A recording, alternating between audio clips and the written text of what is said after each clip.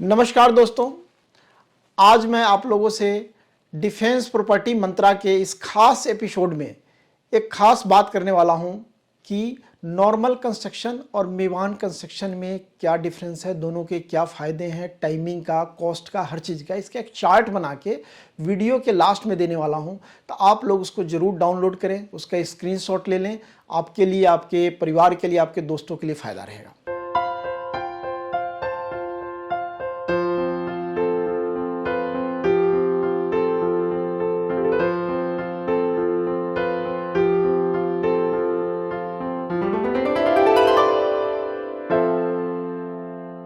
तो दोस्तों, मेवान टेक्नोलॉजी 1990 में मलेशिया से शुरू हुआ, मेवान कंस्ट्रक्शन लिमिटेड के नाम से, और धीरे धीरे पूरे दुनिया में, यूरोप, ऑस्ट्रेलिया, अमेरिका होते हुए 2014 में पहली मेवान टेक्नोलॉजी इंडिया में मुंबई में शुरुआत हुई। और जहां ट्राई सिटी चंडीगढ़ की बात है तो 2018 में मेवान टेक्नोलॉजी सबसे पहले ट्राई सिटी चंडीगढ़ में आया। और आज के समय में चाहे हाई राइज बिल्डिंग हो, अब चाहे एफोर्डेबल हाउसिंग में भी, लो राइज में भी, S+4 में भी मेवान टेक्नोलॉजी यूज़ हो रहा है। तो आज इसके ऊपर पूरी चर्चा करेंगे।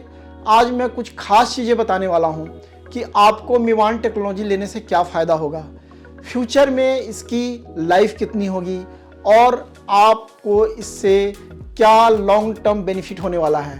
तो अगर मैं आपको देसी भाषा में बताऊं मेवान टेक्नोलॉजी के बारे में, तो ये एल्युमिनियम की फ्रेमिंग होती है जो इकट्ठा एक साथ फ्लोर वाइज हम उसको फ्रेमिंग पहले करते हैं। उसी के साथ उसके अंदर चाहे पानी की पाइपलाइन हो, चाहे बिजली की हो, सारी फिटिंग अंदर होती है। उसी के अंदर हम सारी सरिया का सब कुछ प्रॉपर कंप्लीट करके तब उसके बाद मशीन से उसके अंदर सारे जो कंक्रीट बेस तैयार करके उसके अंदर डाला जाता है। इससे क्या होता है, फिनिशिंग बहुत अच्छी होती है। अगर आप देखेंगे, पुरानी हमारी कंस्ट्रक्शन ब्रिक वाली होती थी तो 9 इंच की वाल होती थी, उसके बाद लगभग 1 इंच का प्लास्टर होता था, जो हर बार इवन नहीं होता था, बहुत इजी नहीं होता था। लेकिन यहाँ 100% आपको उसके बाद आपको कुछ भी पुट्टी करने की ज़रूरत नहीं है, डायरेक्ट पेंट होता है और उसकी लाइफ बहुत लंबी होती है। तो सोरा नहीं आता इसके अंदर, कारण कि जितनी भी फिटिंग होती है बहुत इंटैक्ट होती है और वन टाइम होती है। दूसरी बात क्या है कि लाइफ बिल्डिंग की काफ़ी लंबी होती है जो नॉर्मल कंस्ट्रक्शन होती है। जो पहले ईंट से, चाहे अभी भी जो हम ब्रिक्स का यूज़ करते हैं, उसके अंदर क्या होता है कि सैलाब आने का चांस काफ़ी रहता है। दूसरी बात है कि सैलाब के साथ साथ हम उसके ऊपर लगभग 1 इंच का प्लास्टर देते हैं, जो प्लास्टर कई बार इवन अनइवन होता है। उसके बाद उसके ऊपर POP का काम होता है, फिर पेंटिंग होती है। और लॉन्ग टर्म में क्या होता है कि धीरे धीरे प्लास्टर निकलने का चांस होता है, फिर आप POP कराएं।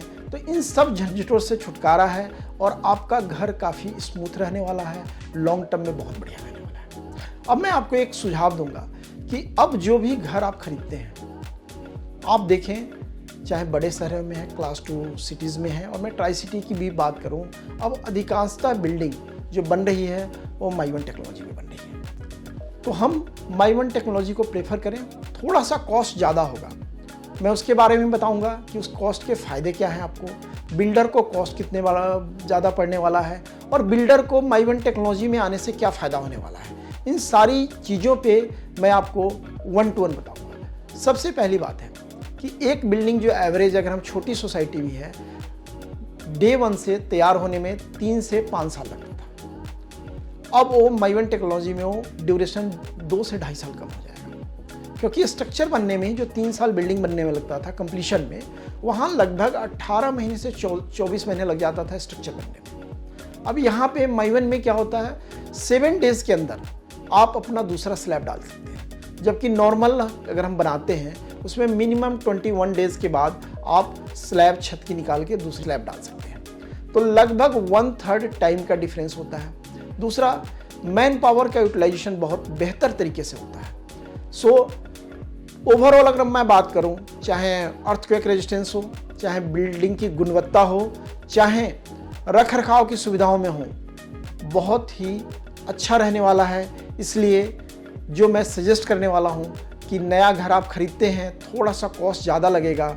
हम एक कहावत कहते हैं ना कि कोई भी चीज़ जब भी हम खरीदते हैं उस समय हमें महंगा लगता है, लेकिन जब उसका लॉन्ग टर्म व्यू देखें, उसकी मेंटेनेंस देखें, क्वालिटी देखें, तो आपका सस्ता रहने वाला है। कि सस्ता रोए बार बार, महंगा रोए एक बार। तो एक बार आप पैसा इन्वेस्ट करके अच्छी क्वालिटी का माइवन में घर खरीदें। अब मैं बात करूं builder point of view. Construction costly पड़ता है, क्योंकि टोटल अगर मैं बात करूं, बिल्डिंग कंक्रीट बेस होती है। कई लोगों की अवधारणा है कि कंक्रीट बेस होगा तो बिल्डिंग ज़्यादा गर्म होगी। ऐसा नहीं है। मैं आपको बता दूं कि जहाँ भी अगर लोहे को तपाया जाता है भट्टी में, कंक्रीट बेस होता है, वो इसीलिए होता है कि उसकी गर्मी उसके अंदर रिटेन रहे। तो इससे फ़र्क नहीं पड़ने वाला है। सबसे जो मेजर चीज़ आपके लिए है कि बिल्डिंग वर्ल्ड क्लास की होगी, आपकी बिल्डिंग अर्थक्वेक रेजिस्टेंस होगी, आपकी बिल्डिंग में अगर आप देखेंगे फिनिशिंग लेवल बहुत ही शानदार होता है। अब मैं बिल्डर पॉइंट ऑफ व्यू बात करूं कि बिल्डर को कॉस्ट लगने के साथ साथ एक फ़ायदा है, जो कंस्ट्रक्शन जो स्ट्रक्चर 3 से 4 साल में बनने वाला था वो 1.5 से 2 साल में तैयार हो जाता है। तो जो ऑपरेटिंग कॉस्ट है बिल्डर का कम होने वाला है। और आने वाले टाइम में आप देखेंगे कि शुरुआत में जब माइवन टेक्नोलॉजी आया था तो कॉस्टिंग काफ़ी ज़्यादा लगता था। अब वो धीरे धीरे कम क्यों हो रहा है कि कैलकुलेशन है कि मेरा जो खर्च 3 साल में होने वाला था, जो बिल्डिंग तैयार होने वाला था, स्ट्रक्चर तैयार होने वाला था, वो मैं 1.5 से पौने 2 साल में कर ले रहा हूँ। तो उस कॉस्टिंग को बिल्डर कहीं ना कहीं अपने कस्टमर के साथ कोऑपरेट करता है, कॉस्टिंग में, क्वालिटी में और हर चीज़ों में। इसके अलावा दूसरी चीज़ मैं बात करूँगा मेंटेनेंस बहुत ईजी होता है। पुरानी बिल्डिंगों में देखेंगे कि 5 साल 7 साल के बाद सलाब आना शुरू हो जाता है, बिल्डिंग में क्रैक्स हो जाती हैं, पेंटिंग की दिक्कत आती है। यहाँ ये चीज़ें नहीं आने वाली हैं, इनकी लाइफ बहुत लंबी रहने वाली है। तो कस्टमर पॉइंट ऑफ व्यू एक और चीज़ मैं आपको बताना चाहता हूँ कि अगर एक टेक्नोलॉजी न्यू टेक्नोलॉजी है जिसको हम परचेज करते हैं तो इसका फ़ायदा क्या होने वाला है। नोकिया, एक टाइम था जब हम सभी का फेवरेट नोकिया मोबाइल हो करता था। उसके बाद एंड्रॉयड मोबाइल आया।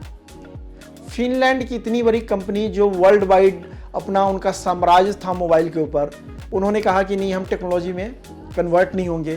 धीरे धीरे नोकिया मोबाइल पूरी दुनिया से ख़त्म हो गया, अब कहीं दिखता नहीं है। तो दोस्तों, टेक्नोलॉजी के साथ नई टेक्नोलॉजी आई है। हमें भी घर खरीदते समय, कंपेयर करते समय ज़रूर देखना चाहिए कि अगर मेवान टेक्नोलॉजी में मुझे घर मिल रहा है तो उसकी लाइफ ज़्यादा होगी। वैसे भी भारत में एक लोगों का रहता है कि बाप खरीदे बेटा बढ़ते और पोता बढ़ते। तो हम ये मान के चलते हैं कि हम जो प्रॉपर्टी ले रहे हैं वो अपने बच्चों के लिए, उनके बच्चों के लिए ले रहे हैं। अब मैं एक और आपको एग्जांपल दूंगा। फॉर एग्जांपल, आपने 40 साल में घर लिया,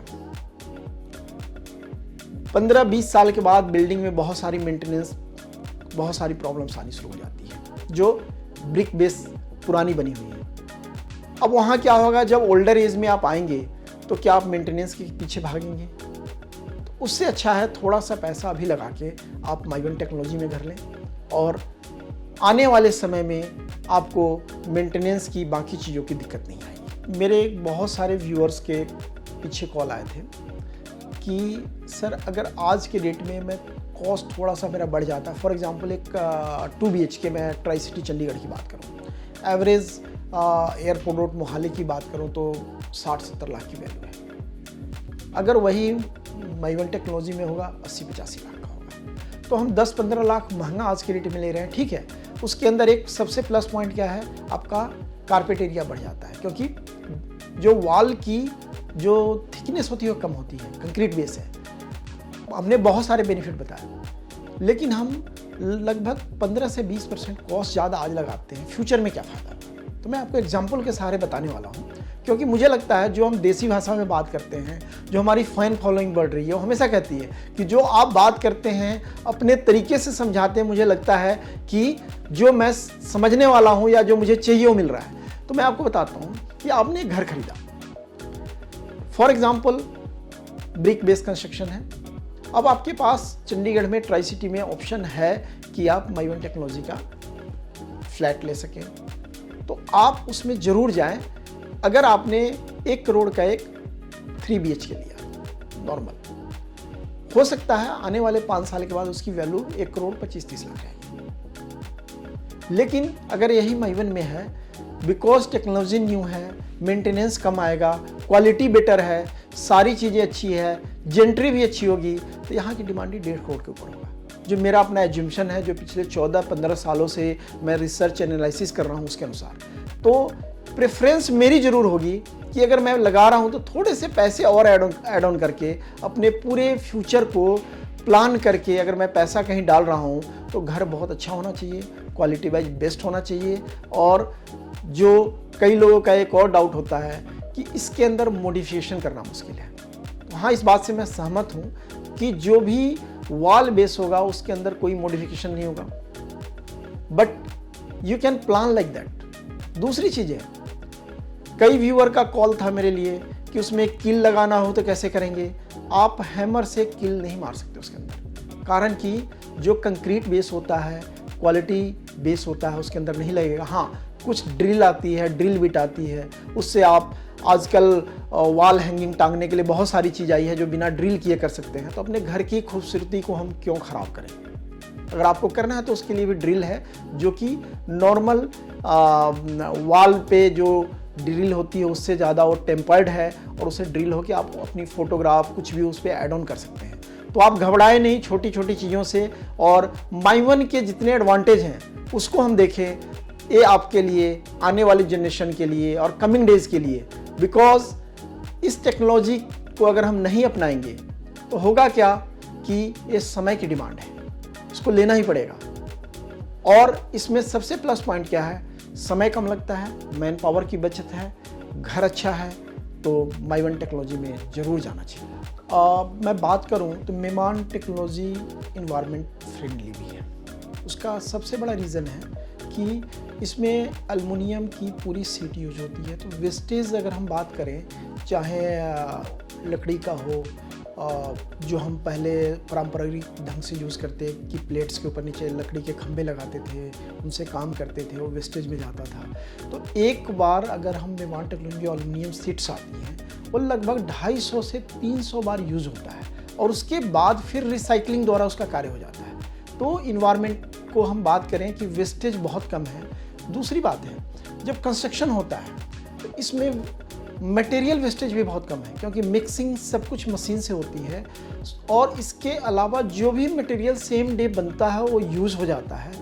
और दूसरी सबसे बड़ी चीज़ है कि आसपास के वातावरण में भी जो धूल है, जो इसका डस्ट है, बहुत ज़्यादा नहीं जाता है। तो पूरे वर्ल्ड में मेवान टेक्नोलॉजी को अपना रही है।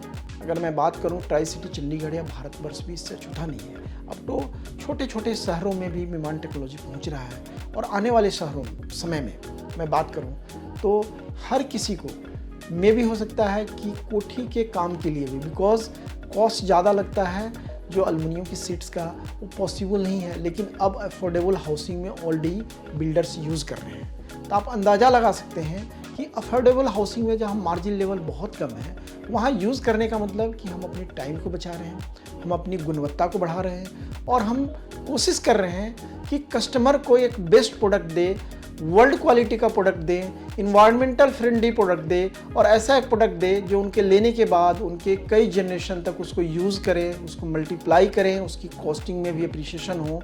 ये सबसे बड़ी मेवान टेक्नोलॉजी का फ़ायदा है जो हमें लेना चाहिए। जैसा मैंने आपको बताया था कि मेवान टेक्नोलॉजी के ऊपर जो कंपैरिजन होगा उसकी चार्ट हमारी टीम, जो R&D टीम है, वो आपको कंप्लीट करके देगी इस वीडियो के लास्ट में, तो हम आपको दे रहे हैं।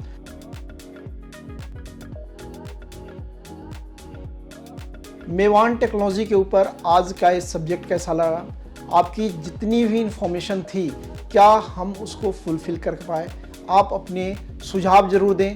आपको आगे भी कुछ लगता है कि हमें कोई जानकारी चाहिए, कहीं कुछ छूट गया है, तो आप अपना चैनल समझ के, अपना परिवार समझ के, डिफेंस लेटर ग्रुप को अपना मान के आप सुझाव दीजिए। आपके सुझावों का स्वागत है। अगली वीडियो हम लेके आ रहे हैं कंस्ट्रक्शन के ऊपर, कि कम पैसे में बेस्ट क्वालिटी घर कैसे बनाएं, किन किन चीज़ों का ध्यान रखें, लीगलिटी, आर्किटेक्चर, बिल्डिंग प्लान और कंप्लीशन, इंटीरियर, सभी चीज़ों को ध्यान में रख के हम अगली वीडियो लेके आ रहे हैं। हमारी टीम उसके ऊपर R&D कर रही है।